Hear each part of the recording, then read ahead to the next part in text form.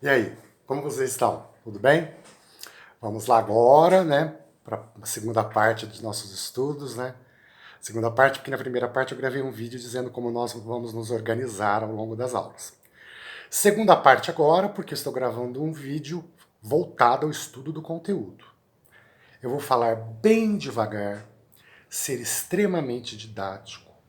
Vou procurar acompanhar, né, as minhas anotações que estão aqui para que vocês possam compreender a aula sem maiores dificuldades. O que acontece? Não vou medir o tempo do vídeo, eu vou falando até o momento em que eu me programei para essa aula virtual. Tudo bem? Vamos lá. Em aulas anteriores, ainda em sala de aula, eu havia dito para vocês que o direito das sucessões é um ramo do direito privado que estuda a transmissão da herança, que estuda a transmissão de bens, do acervo hereditário, né, dos bens deixados pelo autor da herança, mas que havia uma necessidade para que se abrisse a sucessão. Eu me lembro que vocês responderam: a morte. Nós só trabalhamos direito sucessório, também chamado de direito hereditário, se houver a morte do autor da herança. Não há transmissão de herança em vida. Lembrem da parábola do filho pródigo, que eu até coloquei exercícios para vocês. O filho pródigo é aquele filho que sai, pede para o pai antecipar a herança, né? Ele vai dilapidar destemperadamente a herança que foi antecipada em vida. Aí ele volta para o pai pobre, né? Dando comida aos porcos. E o pai, lógico, recebe ele em casa. Essa história bíblica, a parábola do filho pródigo, vem nos explicar que a antecipação de herança, né, em vida pode comprometer, inclusive, a subsistência da própria família. Né? Por isso o legislador agiu por bem, né, já há muito tempo, Pacta Corvina, imagina, Roma, proteger o acervo hereditário deixado pelo autor da herança, possibilitando a sua transmissão somente e no mesmo momento em que se dá a morte do autor da herança. Então, o que nós podemos subtrair desse entendimento que eu passei até agora? Não há sucessão em vida. O processo sucessório se inicia ao mesmo tempo, no mesmo instante em que se dá a morte do autor da herança, né? A partir deste momento abre-se a sucessão legítima ou testamentária, seguindo os rigores legais. Aí nós vamos ter espaço para o direito das sucessões atuar. Se o pai quer beneficiar mais um filho ou menos e em vida resolve doar um imóvel de 30 que ele tem, isso é doação em vida. Quem regulamenta é o direito contratual, o direito das obrigações. Né? Nós vamos ter que estudar isso de uma perspectiva entre vivos, direito obrigacional, direito contratual. Agora, se se trata de herança, de morte, é o direito das sucessões. Eu espero que tenha ficado claro isso. Direito da sucessão só existirá para amparar a situação, né, para regular a situação de transmissão da herança com a morte do seu autor, com a morte do decujus, com a morte do antigo proprietário dos bens. Tudo bem, queridos? Lembraram disso? Olha aqui, Clovis Bevilacqua, anotei para vocês. Direito das sucessões é o complexo dos princípios segundo os quais se realiza a transmissão do patrimônio de alguém que deixa de existir. Clovis Bevilacqua. Direito das sucessões é um segmento do direito que regulamenta a transmissão do patrimônio de alguém que deixou de existir.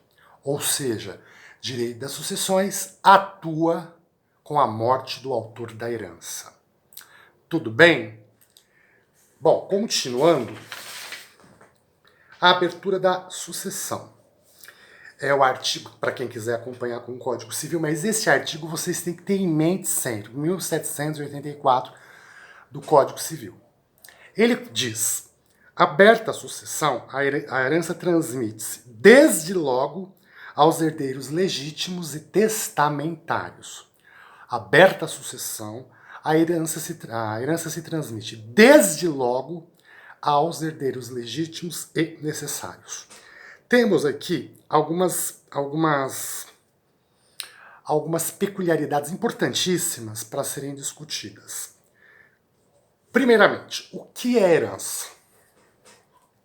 Eu defini para vocês em aula o que era herança. O que é herança? É o acervo de bens deixados pelo defunto, pelo finado, pelo autor da herança.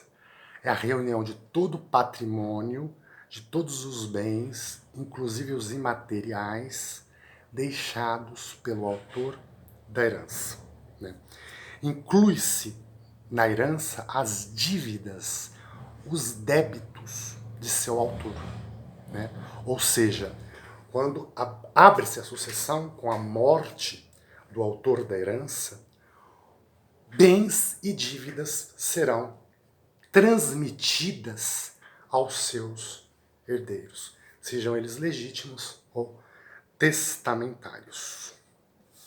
Bom, a abertura da sucessão, né, dá-se ao mesmo tempo, no mesmo tempo da morte do autor da herança. Vejam, vou reler o artigo 1784. Aberta a sucessão, a herança transmite-se desde logo. Grifem aí no seu Código Civil esse desde logo e interprete. Ao mesmo tempo, no mesmo instante em que abre-se a sucessão, a herança, composta por bens e dívidas, passa a ser transmitida aos herdeiros legítimos ou testamentários. Quando que se abre a sucessão, portanto? No exato momento em que se constata o óbito do autor da herança. Qual o momento da transmissão da herança? Exato momento do óbito. Vocês entenderam que a sucessão se abre com a morte do autor da herança e neste mesmo instante a herança é transmitida aos herdeiros legítimos e necessários. Por herança devemos entender o acervo de bens, o acervo hereditário, incluindo aí no conceito de herança a transmissão também das dívidas, certo? Eu sei que vocês devem estar perguntando, mas o herdeiro recebe as dívidas do finado, do antecedente, do ancestral? Não, a dívida será descontada desse acervo de bens até esse limite de bens. Digamos que o autor da herança deixou 500 mil reais, né, em bens e 800 mil reais em dívida. A herança, 500 mil reais, ficará para pagar os 800 mil reais em dívida.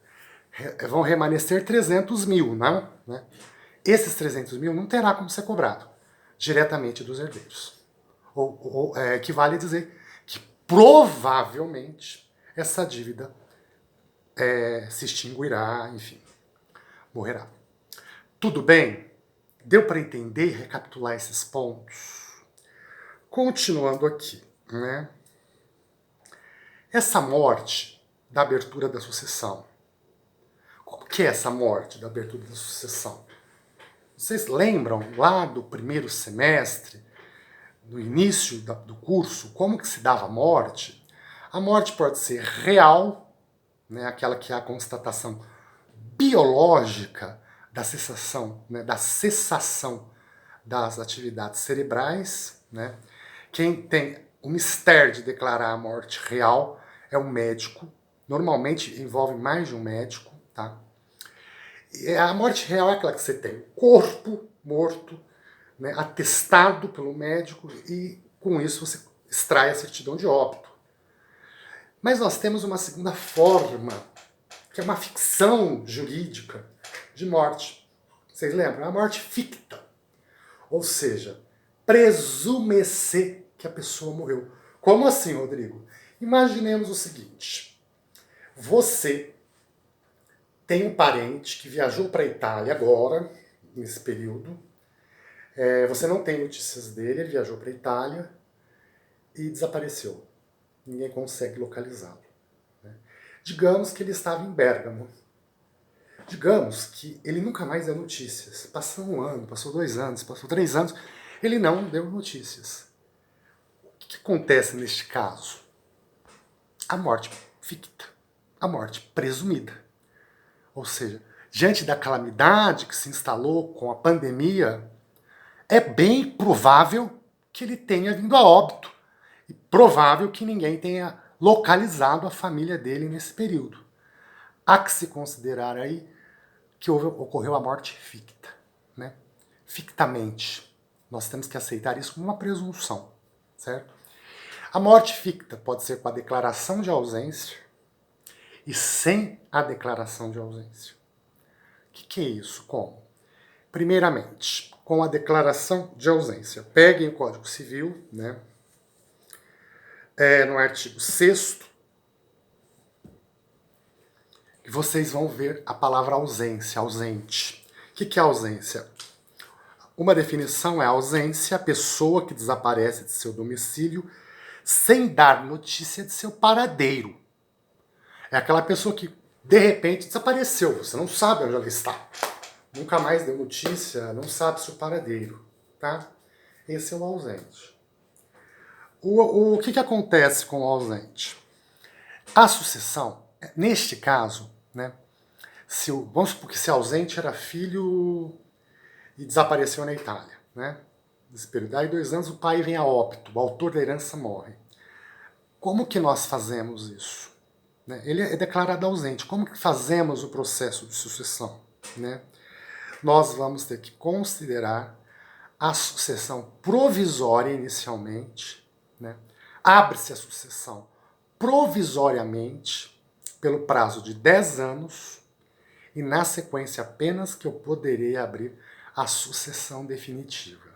O legislador reserva esses 10 anos para que o ausente possa, inclusive, ser localizado. Né?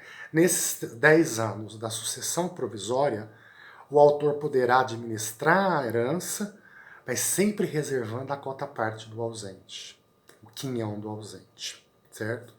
Depois dos 10 anos, abre-se a sucessiva, a definitiva, aí começa realmente a se redividir a cota parte do ausente.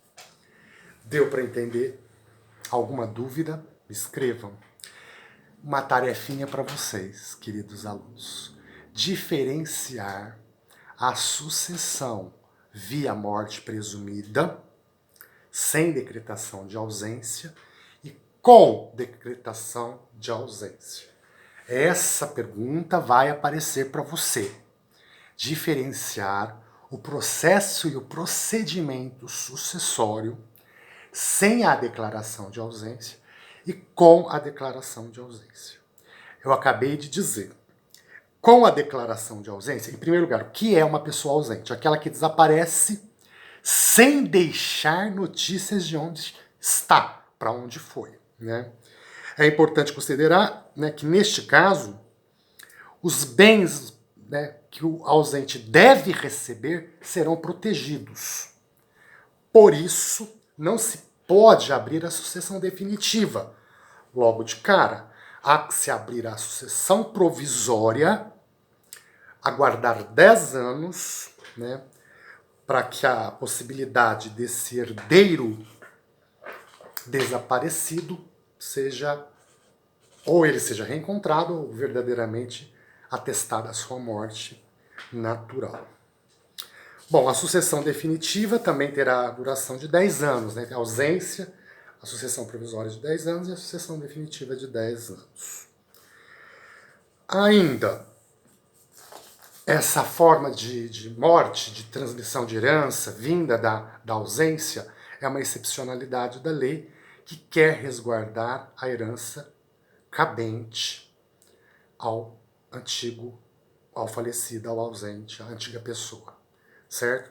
Agora nós temos a necessidade da prova, desculpa, nós temos uma segunda forma de morte presumida, que é aquela sem declaração de ausência, né? Veja, é a forma que está expressa no artigo 7º do Código Civil. Depois de esgotadas as buscas e averiguações, deve a sentença fixar data do provável falecimento do autor da herança, né? Essa é, assim, a morte presumida, neste caso, ela dispensa a ausência com base no que a lei diz. Ou seja, quando é muito claro que a pessoa faleceu, ela foi para a guerra e não voltou, ou ela foi viajar na Itália, né? Nesse período dá para se presumir que morreu também, né? Não há que se esperar 10 anos. Pode-se, com base no artigo 7º do Código Civil, abrir, né? Abrir a sucessão, o processo de sucessão direto, sendo ele o processo de sucessão propriamente dito, sem ser a sucessão provisória. Tudo bem? Resumindo, temos morte real, morte ficta. A morte ficta. Na morte ficta nós temos a ausência e nós temos a presumida, né? E nós temos a presumida. A morte real abre a sucessão e desde já se instala o procedimento sucessório, né? O procedimento sucessório comum. Na morte ficta, na morte com ausência, abre-se a sucessão provisória, aguarda-se 10 anos, abre-se a definitiva, aguarda-se 10 anos. Tudo isso para proteger o ausente de uma eventual... ele estava chateado com o mundo e resolveu viajar. E depois de 15 anos ele volta, né? Está aí, a lei está dando quase 20 anos praticamente para a pessoa se arrepender e voltar para buscar os seus bens. E temos a morte presumida, né? Aquela sem decretação de ausência, quando há perigo inconteste, né? E provavelmente a pessoa morreu, tá? Então eu quero que vocês diferenciem isso na casa de vocês, tá? Peguem algum livro, baixem algum texto, consulte o material que eu vou postar, fiquem atentos. Isso vai ser matéria de avaliação. A morte presumida, nas suas versões, ausência e na sua versão morte presumida sem ausência, quais as diferenças e procedimentos de cada um dos formatos. Tudo bem, queridos? Continuemos. Nós estudamos que o momento da transmissão da herança, né, é com a morte, né? O grande Zeno Veloso diz: a morte, a abertura da sucessão e a transmissão da herança aos herdeiros ocorrem em um só momento. A morte, a transmissão da herança aos herdeiros e a abertura da sucessão se dão num só momento. Mais didático que isso, impossível, né? Quando que se dá a transmissão da herança? Com a morte. Quando que se dá a abertura da sucessão? Com a morte. Quando que se dá a morte? Com a morte. A morte, a transmissão da herança e a morte, a transmissão da herança e a abertura da sucessão se dão no mesmo momento. Certo? Eu havia dito para vocês também o que é comoriência, né? Lembre que eu disse para vocês, comoriência, quando há uma presunção legal de que duas ou mais pessoas que herdam entre si morreram ao mesmo tempo. Isso é importante para fins sucessórios. Lembra que eu pus na lousa? Aqui é o hominho, aqui é a mulherzinha. A mulherzinha tem um irmão e o hominho tem uma irmã. Se esta morrer primeiro, se esta morrer primeiro, e houve comoriência entre o casal, o que acontece? Este herda e ele morre na sequência da mulher. Quem vai herdar? O irmão aqui. Lembram? Agora, se morrer este aqui, ele vai transmitir a herança para ela, herdeira, né? Esposa. E ela vai transmitir para a irmã. Veja, conforme o momento da morte, o de cá vai receber toda a herança. Agora, se eles forem considerados como orientes, né, eles vão morrer ao mesmo tempo, presumir-se-á que eles morreram ao mesmo tempo, o que acontece? Divide-se 50% para cá e 50% para cá. Lembraram disso? É importante também saber-se o que é comoriência, qual a sua finalidade, né? E o reflexo da comoriência no direito das sucessões. Tudo bem? Agora eu falei também de espécies de sucessões, falei da sucessão legítima e testamentária, né? Falei da sucessão legítima e testamentária. Eu disse que a regra do direito brasileiro é a testamentária e que a legítima é subsidiária à testamentária, né? E como que eu classifiquei com vocês a sucessão quanto à fonte? Ou ela é legítima, ou ela é testamentária, ou ela é contratual, ou ela é irregular ou anômala. As duas últimas a gente ainda vai estudar, a contratual ou anômala. E quanto aos seus efeitos, a sucessão pode ser a título universal ou a título singular. Nós já falamos isso em sala de aula, eu só estou recapitulando. Eu gostaria que vocês entendessem o seguinte, recapitulassem o seguinte. Na sucessão testamentária, na sucessão legítima, nós temos que dividir os bens havidos a título de herança em duas frações idênticas, 50% e 50%. 50% que compõe a legítima, quem tem que participar da divisão, obrigatoriamente? Todos os herdeiros legítimos e necessários. Lembram quais eram? Lembra do artigo 1829? Se vocês forem lá no artigo 1829, vocês vão ver que tem uma ordem de vocação lá, hereditária. Cônjuge, ascendente, descendente, enfim. Os colaterais, até terceiro grau, até quarto grau, eram considerados herdeiros facultativos, ou seja, se eu não tiver herdeiro legítimo, essa metade da herança vai para os colaterais. Mas tão e somente se eu não existir herdeiros legítimos e necessários. Os parentes colaterais são chamados herdeiros facultativos, tá? Como primo, tio, enfim. E esse restante, os outros 50%, eu disse para vocês que o autor da herança poderia testar da forma como ele bem entendesse, né? Ele poderia deixar isso tudo para uma pessoa só, ou também seguir na parte disponível as regras da sucessão legítima, enfim. Neste quinhão da cota disponível, vale o princípio da autonomia da vontade. Ele segue a vontade. A vontade última antes da morte do autor da herança, né? Por isso que o direito protege muito essa questão também do testamento, porque testamento é a expressão da última vontade do autor da herança, né, do defunto. A cota disponível ele pode disponibilizar da forma como ele quiser, né, direcionando ela a quem ele quiser. Já a legítima ele tem que dividir, conforme a ordem de vocação e as disposições do Código Civil, entre os herdeiros legítimos e necessários, obrigatoriamente. Tudo bem? E nesta parte da legítima não prevalece uma mitigação da autonomia da vontade. Na verdade, a supressão, ela não aparece. O princípio que rege a legítima é a supremacia da ordem legal. Certo? Ou seja, devo obedecer à lei. A cota disponível é a autonomia da vontade.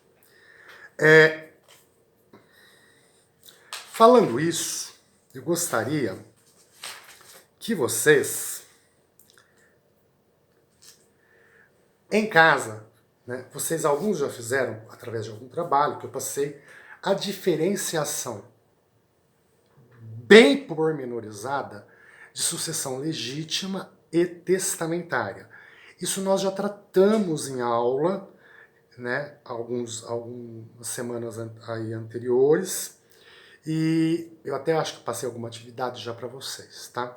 Mas é importante que vocês recapitulem essas questões, né, de sucessão legítima e testamentária, e a gente pode discutir caso vocês tenham alguma dúvida. Eu acredito que vocês têm, por isso eu espero que vocês me inscrevam, tá? Resumindo, olhem lá. O que é sucessão em sentido amplo? Significa o ato pelo qual uma pessoa assume o lugar da outra, substituindo-a na titularidade de determinados bens. Numa compra e venda, por exemplo, o comprador sucede o vendedor. Isso é sucessão, num sentido largo, no sentido genérico. Sucessão em sentido estrito, ou seja, em sentido específico. É empregado no sentido estrito quando designar tão e somente a sucessão decorrente da morte de alguém. Então, sucessão em sentido largo seria o ato pelo qual alguém sucede outra pessoa. O comprador sucede a propriedade do bem do devedor. Ato intervírus. Agora, sucessão entre, no sentido estrito, só se dá entre pessoa morta e pessoa viva, que são os herdeiros e aqui o autor da herança. Então, a sucessão em sentido estrito requer necessariamente a morte e a existência de herdeiros para que ela se complete, para que ela fique acabada, né? Pronta. Tudo bem? Outra coisa, nós temos que a abertura da sucessão se dá com a morte, no mesmo tempo da morte, abre-se a sucessão e transmite-se os bens. Eu passei para vocês um trabalho dizendo que isso vinha da Saicine, o príncipe da Saicine. Eu tenho até um artigo que está no Jus Navigandi, que eu vou colocar para vocês aí na plataforma, para que vocês leiam. O texto é meu, eu vou usá-lo com vocês, tá bom? Outra coisa, eu disse para vocês da espécie de sucessões. A sucessão é legítima quando ela decorre de lei. Né? Na sucessão legítima eu devo obedecer. Isso aqui é a sucessão legítima. Como faz falta uma lousa. Aqui, ó, 50% eu tenho que ratear, que partilhar entre os herdeiros legítimos e os herdeiros necessários. Não adianta, isso aqui é inevitável.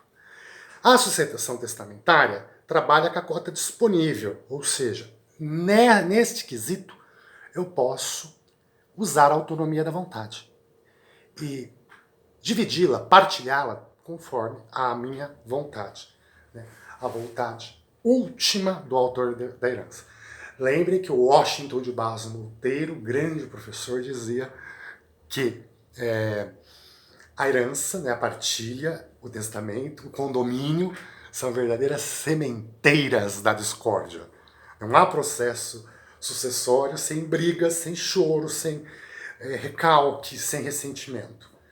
Eu atuo nisso há muitos anos e eu sei o tanto que é difícil para o advogado, inclusive, mediar essa situação tensa entre os herdeiros. Nós temos a sucessão contratual, né, que não é admitida no nosso direito, né, porque está proibido os pactos sucessórios. Né. Eu me lembro que eu falei para vocês que eu trataria esse assunto em uma próxima aula, mas já aguardem, nós temos a sucessão contratual. A sucessão contratual está proibida em nosso direito porque nosso direito vedou o pacto sucessório. Né. E a anômala irregular, que nós vamos tratar numa próxima aula também. Tá? Eu vou dizer para vocês o seguinte. Nós já sabemos, então, quem são os herdeiros. Desculpa, o que é sucessão, o que é sucessão legítima testamentária, quando que se abre a sucessão, qual domicílio, estou esquecendo, qual domicílio que se abre a sucessão. O último domicílio, né, do autor da herança. Peguem lá. Artigo 1785. A sucessão abre-se no lugar do último domicílio do falecido. Tá? Eu estava esquecendo. Então, nós temos o seguinte. Nós temos sucessão, o direito da sucessão é aquele ramo do direito que disciplina a transmissão da herança após a morte do autor da herança. Certo? O direito sucessório ganha vida quando o autor da herança deixa de existir. Clovis Bevilacqua. Né? Aí aplicar-se-ão os princípios próprios do direito sucessório. Primeiro lugar. Segundo lugar, basicamente temos duas formas de processo sucessório: a sucessão legítima e a testamentária. Na sucessão legítima, nós devemos obrigatoriamente reservar 50% dos bens deixados a título de herança para os herdeiros legítimos e necessários, ou necessários. Neste tocante da legítima, rege o princípio, né, da supremacia legal. Aqui eu aplico, nessa metade eu aplico lei.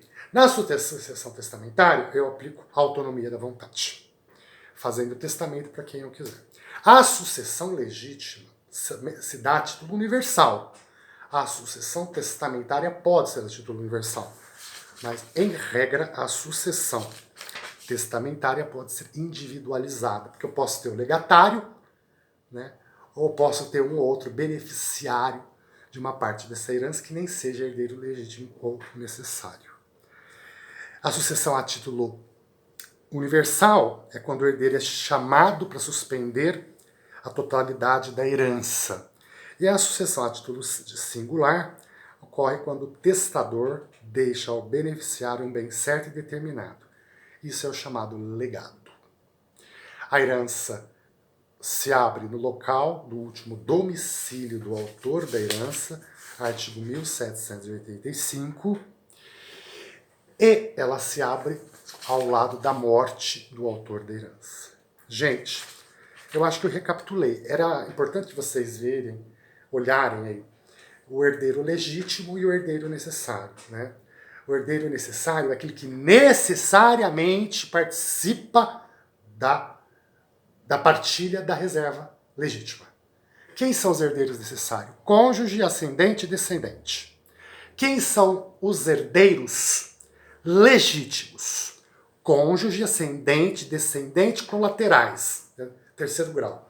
Veja, necessariamente quem participa da legítima, cônjuge, ascendente, descendente. Os colaterais não são herdeiros necessários. Ou sejam, eles são legítimos, mas não são necessários. Eles só vão participar da legítima se não houver necessário. Por isso eles são chamados herdeiros facultativos. Tudo bem? Alguma pergunta? Me mandem por escrito. Por fim, gente, eu gostaria que vocês entendessem o seguinte. É necessário que vocês deem uma estudada no material que eu vou disponibilizar. É necessário que vocês me escrevam as dúvidas para que eu possa ajudá-los. E é necessário que vocês interajam, estabeleçam um canal de comunicação comigo aqui. Rodrigo, eu vi teu vídeo, mas eu achei tão confuso. Não faz mal, a gente vai buscar outro meio para ajudá-los, tá?